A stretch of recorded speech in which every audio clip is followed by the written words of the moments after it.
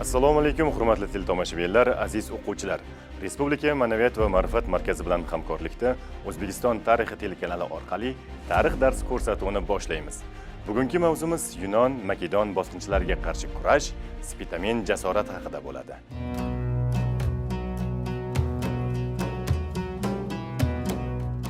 Darsimizni quyidagi 4 ta reja asosida olib boramiz.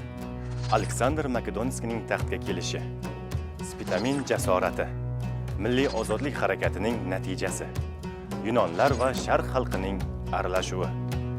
Ahamoniylar saltanati o'zlarining g'arbga qilgan yurishlari natijasida Yunon davlatlari bilan to'qnashadi va miloddan avvalgi 5-asrning birinchi choragida Yunon-Fors urushlari boshlanadi. Bu davr mobaynida betinim urushlar, saroydagi fitnalar, bosib olingan xalqlarning ozodlik uchun kurashlari Ahamoniylar davlatini ancha zaiflashtirib qo'ygan edi. Miloddan avvalgi 4-asrning o'rtalaridan boshlab esa Bolqon yarim orolidagi shahar davlatlar kuchaya boshlaydi. Bu davrda Makedoniya podshosi Filip II Bolqon yarim orolida o'z mavqeini mustahkamlab olib, Ahamoniylarga qarshi kurashga tayyorgarlik ko'ra boshlaydi. Filip II o'z davriga mos harbiy islohotlar o'tkazib, tartibli va yaxshi qurollangan qo'shin tuzishga muvaffaq bo'ldi. Miloddan avvalgi 336-yilda Ahamoniylar davlatiga qarshi kurash boshlandi. Ammo Filip II'ning o'ldirilishi tufayli bu kurash to'xtab qoldi. O'sha yili taxtga uning o'g'li 20 yoshli Aleksandr o'tirdi. U Ahamoniylarga qarshi urushga jiddiy kirishib, Kichik Osiyodan Parmenion boshliq qo'shinlarni chaqirtirdi. Harbiy kengash tuzib, quruqlikda va suvda harakat qiladigan qo'shinlar oldiga aniq vazifalar qo'ydi. Miloddan avvalgi 334-yil may oyida Granik daryosi yonida, 333-yil oktyabrda Gavgamela shimoliy sharqiy Mesopotamiyada bo'lgan janglarda Fors qo'shinlari to'la mag'lubiyatga uchradi. Shundan so'ng Aleksandr uchun Ahamoniylar davlatining markazlariga yo'l ochildi. Aleksandr dastavval Bobilni, so'ngra Suza, Persipal, Pasargada shaharlarini egallab, Fors podsholiklarining xazinalarini qo'lga kiritdi. So'nggi Ahamoniy hukmdori Doro-uch avval Mediyaga, keyin esa Baxtriyaga qochib ketdi. Baxtriyada Doro-uchga qarshi fitna uyushtirilib, u o'ldiriladi va fitnaga boshchilik qilgan Bes o'zini Ahamoniylar podshosi deb e'lon qiladi. Ammo Bes Aleksandrga harbiy qo'shinlarni qarshi qo'ya olmadi. Miloddan avvalgi 329-yilning bahoriga qadar Aleksandr Oks Amudaryo bo'ylariga chiqib keladi. O'sha davr tarixchilarining ma'lumotlariga ko'ra, bu paytda daryo juda sersuv bo'lib, to'lib oqardi. Amudaryodan kechuv joyini tadqiqotchilar Kilev, Termiz atroflari va Sho'rob deb hisoblaydilar. Aleksandr qo'shinlari qoplariga somon, xashak to'ldirib, ular orqali 5 kun davomida Amudaryodan kechib o'tganligi haqida yozma manbalarda ma'lumotlar saqlangan. Yunonlar daryodan o'tgach, Besni ta'qib etib, Naftakaga yo'l oladi. Yunon Makedon qo'shinlarini to'xtatish uchun Suxt yerlarida Spitamen boshliq mahalliy sarkardalar Besni asir olib Aleksandrga topshiradi. Aleksandr Besni mag'lub qilgani bilan urushni to'xtatmaydi. Naftakadan so'ng Yunon Makedon qo'shinlari Sug'diyonaning poytaxti Samarqandga yurish qilib, uni egallaydi. Kursirov ma'lumotlariga ko'ra, Yunon Makedonlar shaharlarda o'zlarining kichik garnizonlarini qoldirib, yaqin atrofdagi qishloqlarni yondirib va vayron etib, shimoliy sharqqa tomon harakat qila boshlaydi. Jizzax va O'ratepa oralig'idagi tog'li hududlarda qattiq talofat ko'radi. Aleksandrning o'zi ham og'ir yarador bo'ladi.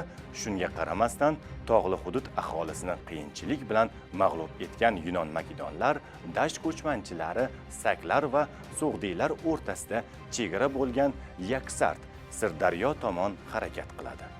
Yunon Makedonlar Yaksart bo'yida to'xtab, bu yerdagi shaharlarga o'z harbiy qismlarini joylashtira boshladi. Ko'p o'tmay, bu shaharlar aholisi Aleksandrga qarshi qo'zg'olon ko'taradi. Daryoning o'ng qirg'og'idagi saklar ham o'z qo'shinlarini bir yerga to'play boshlaydi. Xuddi shu paytda Baxtriya va Sug'diyona hududlarida ham Aleksandrga qarshi qo'zg'olonlar boshlanib ketadi. Aleksandr dastlab Yaksart bo'yida o'z mavqeini mustahkamlashga qaror qilib, bu yerdagi qo'zg'olonlarni bostiradi. Sug'diyonada miloddan avvalgi 329-yil kuzida Spitamin boshchiligidagi qo'zg'olonni bostirish uchun sarkarda Farnuh boshchiligidagi qo'shinlarni jo'natadi. O'zi asosiy kuch bilan saklar ustiga yurish qildi, ammo bu yurish muvaffaqiyatsiz tugaydi. Farruh boshchiligidagi Marokandaga jo'natilgan qo'shinlar Spitamin tomonidan mag'lubiyatga uchratiladi. Aleksandr Sug'diyonaga qaytishga majbur bo'ladi. O'rta Osiyo hududida ko'tarilgan qo'zg'olonlar Yunon-Makedon zulmidan ozod bo'lishga qaratilgan bo'lib, Aleksandrning varvarlarni osonlikcha bosib olmoqchi bo'lgan rejalarini kuchga chiqardi. Sug'diyonaning tog'li hududlaridagi bosqinchilar qadami yetmagan joylarda qo'zg'olonchilar yashirinib olgan edi. Sug'diyonaning deyarli barcha aholisi Spitamin tomonida bo'lib, uning g'alabalariga katta umid bog'laydi. Aleksandr esa miloddan avvalgi 329-328-yillar qishlog'ini Baktriyada o'tkazar ekan, vaqtini behuda ketkazmadi. U bu yerda Xorazm hukmdori Farasman bilan muzokaralar olib bordi. Natijada Aleksandrning Xorazmga yurish rejasi to'xtatildi. Miloddan avvalgi 328-yilning bahoridan Yunon-Makedonlarga qarshi kurash yana avj oladi. Mahalliy aholi yirik shaharlar, qal'alar, tog'li hududlarda kurashni davom ettirdi. Ahvol jiddiylashganidan xavotirga tushgan Aleksandr 30 ming qo'shinni 5 guruhga bo'lib, bu guruhlarga ishonchli sarkardalar Yefestion, Ptolemey, Perdikka, Kin va Artobozlarni boshliq etib tayinladi. Yunon-Makedonlarning shafqatsiz urushlari natijasida ko'pgina mahalliy aholi qirilib ketdi. Qolganlari esa tog'li hududlarda kurashni davom ettirdi. Spitamin doimo raqiblarning zaif joylarini izlar va ularga aynan o'sha joylarda zarba berar edi.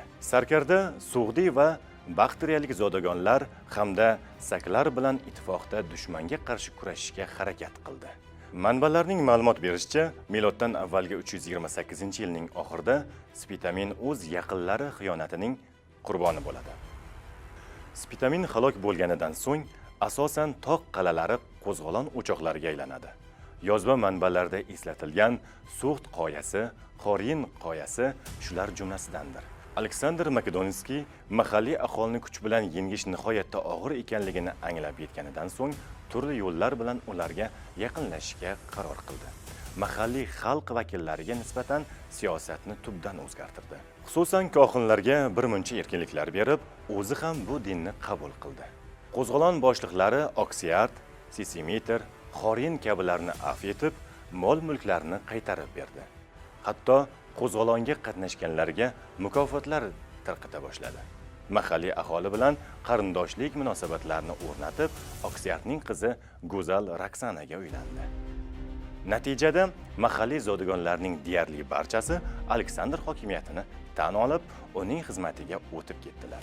Miloddan avvalgi 327-yilning oxirida Sug'diyonadagi qo'zg'olonning so'nggi o'choqlari ham bostirildi. Yunon-Makedon bosqinchilariga qarshi 3 yil davomida kurash olib borar ekan, O'rta Osiyo xalqlari mislsiz jasorat namunalarini ko'rsatdi. Ular Yunonlar o'ylaganlaridek varvarlar va madaniyatdan orqada qolgan emas, balki o'z davrining yuksak harbiy san'ati va madaniyatiga ega ekanliklarini namoyon etdi.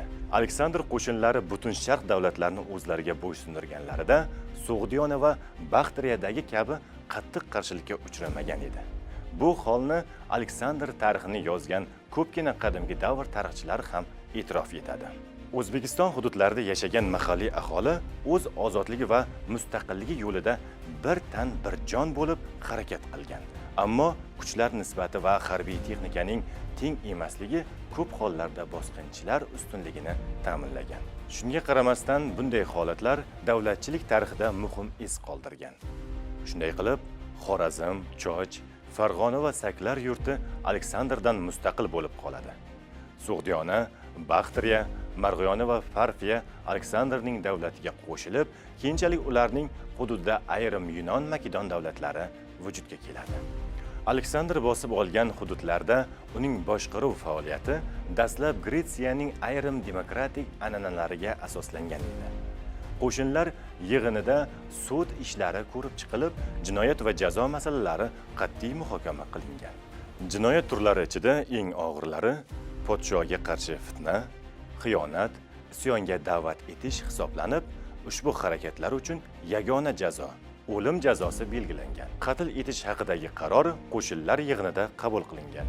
Sharqqa qilgan yurishlari tugaganidan so'ng Aleksandr bu hududlarda barpo etgan o'z saltanatida Ahamoniylar davlat boshqaruvidagi idora tartib usullarini o'zgartirmagan. Ya'ni satraplik boshqaruvi va soliqlar yig'ib olish tizimi o'zining ilgargi ahamiyatini saqlab qolgan. O'rta Osiyoda istilo etilgan viloyat va shaharlarni boshqarish uchun Yunon Makedon sarkardalari bilan birga mahalliy hokimlar ham jalb etilgan.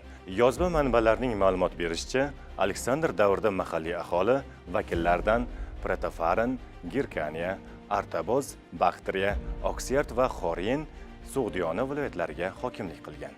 Miloddan avvalgi 325-324-yillarda Makedonlar qurol aslahalar bilan qurollangan mahalliy aholi qo'shinlari Yunon Makedon armiyasi safiga jalb etiladi. Miloddan avvalgi 324-yilda Suza shahrida 10,000 nafar Yunon Makedon askarlari mahalliy ayollarga uylanadi. Aleksandrning o'zi va sarkarda Gefestion Dorochning qizlarini hamda sarkarda Slavka Spitaminning qizi Apamani xotinlikka oladi. Bunday yondashuv aniq siyosiy maqsad, yangi davlatchilik barpo etish g'oyasi bilan bog'langan edi.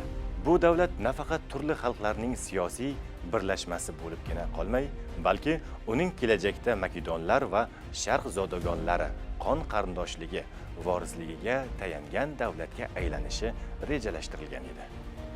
Aleksandrning harbiy yurishlari Sharq va G'arb o'rtasidagi keng savdo-sotiq va madaniy aloqalarning rivojlanishiga olib keldi. Siyosiy va ijtimoiy-iqtisodiy vaziyatning o'zgarishi natijasida mahalliy va Yunon madaniyatining qo'shilish jarayoni boshlanadi. Bu jarayonning ta'sirini moddiy madaniyatning rivojlanishida, qurilish va me'morchilik, kulolchilik va tasviriy san'at, yangi yozuvlarning tarqalishi, tangashunoslik hamda diniy e'tiqodlarda ko'rish mumkin.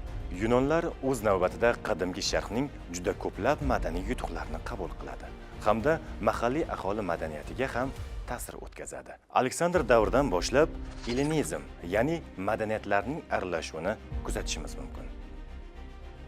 Hurmatli o'quvchilar, qadrli teletomoshabinlar, shuning bilan Yunon Makedon bosqinchilariga qarshi kurash, Spitamin jasoratiga bag'ishlangan tarix darsimizni yakunlaymiz.